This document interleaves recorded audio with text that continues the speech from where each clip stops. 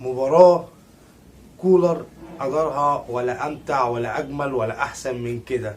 النادي الأهلي فرض أسلوب لعبه من أول دقيقة في الماتش، من أول ما نزل الملعب وكولر فارض أداؤه، ولاعيبة النادي الأهلي هيجان على سموحة أكنهم لابسين أبيض. وأنتوا عارفين لما بنشوف اللون الأبيض كجماهير النادي الأهلي أو لعيبة النادي الأهلي خلاص أجرك الله. النادي الأهلي بيدي درس لسموحة وطارق العشري، درس عمرهم ما ينسوه. ومفاجأة التشكيل كانوا اتنين، أول حاجة محمد فخري والتاني كهربا. كهربا لعب اهو، بقول للناس كلها كهربا لعب اهو وسجل وعمل 2 اسيست. كهربا اللي قعد اقرب يعني ما يقرب 8 شهور ما بيلعبش ولا ماتش، النهارده هو نجم الماتش. بس عندي تعقيب صغير، النجم الحقيقي في الماتش ده هو كولر. ليه؟ ان بعد 8 شهور لعيب ما بيلمس كوره في الملعب ولا بيلعب وسط الاجواء دي، وتلعبه ماتش زي ده مهم وقبل نهائي، وان انت تخليه بالشكل ده، فانت بجد يعني مدرب يعني جميل جدا، مدرب عبقري جدا، مدرب فاهم يعني ايه اللعيب اللي قدامه بيتعامل معاه ازاي. اي نعم كهربا مش هنركن حقه ومش هنبخل عليه، هو اشتغل على نفسه والراجل كان بيتمرن، مش بيفوت تمرينه، وكان بيروح مع زمايله يحضر التمرين ومنتظم في التمرين. بس اللي هو كولر يجازف مكاسفه زي دي في ماتش زي ده بامانه اقول له شابوه. وكهربا ما خذلوش، كهربا قال له شكرا ان انت اديتني الفرصه. مع اول فرصه كهربا مسك فيها. ان شاء الله مشكله كهربا هتتحل عن قريب جدا، وكهربا هيبقى في النادي الاهلي اساسي على طول، وان شاء الله كل المشاكل اللي فيها كهربا هتتحل. كبر دماغك كهربا، بص الملعب، فيد فرقتك، فيد زمايلك، فرح جماهيرك وجماهير الاهلي وراك ومجلس الاداره وراك. وما تنساش كلمه كابتن خطيب قالها، النادي الاهلي ما بينساش ابنائه، النادي الاهلي ما بينساش اولاده، النادي الاهلي ما بينساش رموزه، النادي الاهلي ما بينساش جماهيره، النادي الاهلي ما بينساش محبيه. ويلا بينا نخش على الماتش الجميل. ابتدينا الماتش النادي الاهلي زي ما بقول لكم هايج على سموحه، ما خلاش طارق العشري يعرف يفكر ولا يعرف اي حاجه.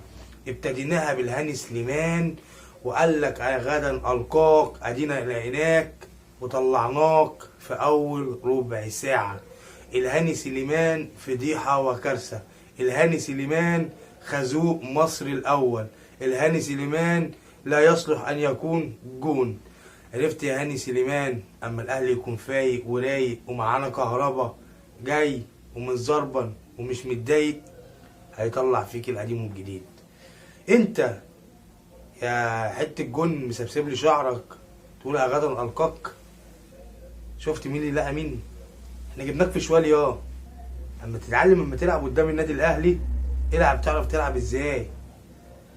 الهاني سليمان دخل في جونين ما يخشوش في ناشئ لسه بيلعب كوره، وقام طارق العشري قام سحبه، قال له تعالى بقى اركن. نزل لنا مين؟ عمر صلاح. كهربا برضو قام لدعه.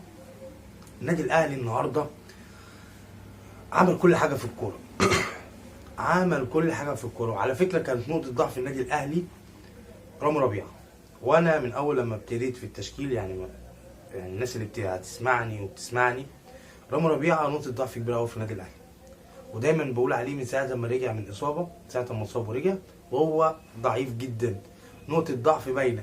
يعني لو قارنا بينه وبين محمود متولي النهارده وهو بيلعب جنبه، لا محمود متولي في الرمق عنه، محمود متولي تقيل عنه، محمود متولي هو اللي سانده.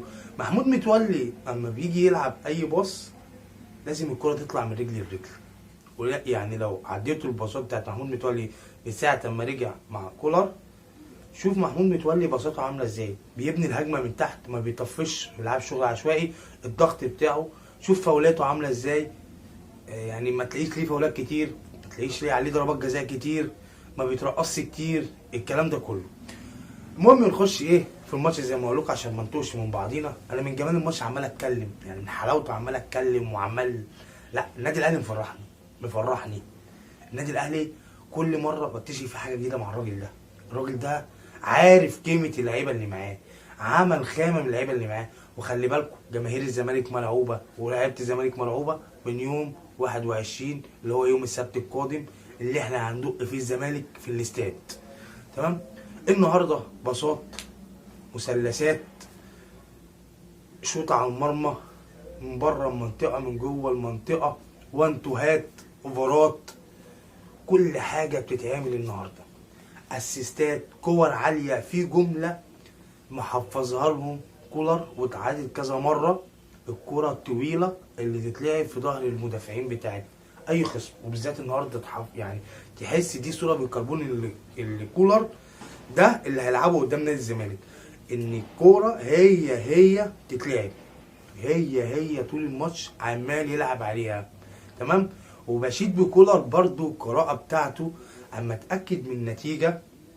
تمام. هو على طول بيعمل كده برضو في حوار المطوشه، اما بيخلص الماتش بينزل يخلص الماتش في اول ربع ساعه.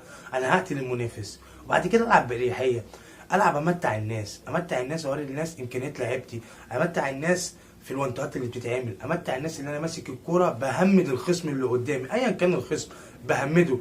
ولو رجعنا بالذاكره المباريات اللي الاهلي تعادلها هتحس ان الاهلي مضيع كتير قوي في المباريات دي. بس الراجل هيعمل ايه؟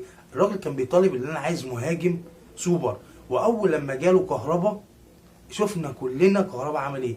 كهربا النهارده زي ما بقول لكم اسيستين وجون، يعني الراجل ده خلص الماتش، قتل سموحه في اول الشوط، قتله خلاص.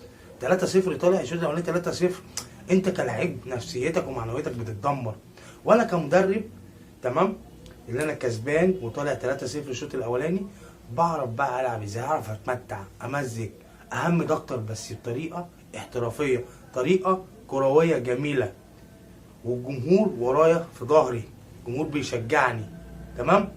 المهم كولر عمل كل حاجه النهارده، وبدليل النهارده الثلاث صفقات اللي الاهلي جابهم لعبوا، وراجل عنده جرأة جامده جدا. وعشان كده بقول لكم الراجل ده يعني هيفوق جوزيه وهيفوق موسيماني، يعني هيفوق الاثنين دول بالاخص، لان الراجل امكانيات موجود، اداره موجوده، معنويات موجوده، دعم موجود، جماهير حواليه، لعيبه معاه احسن لعيبه في مصر وافريقيا.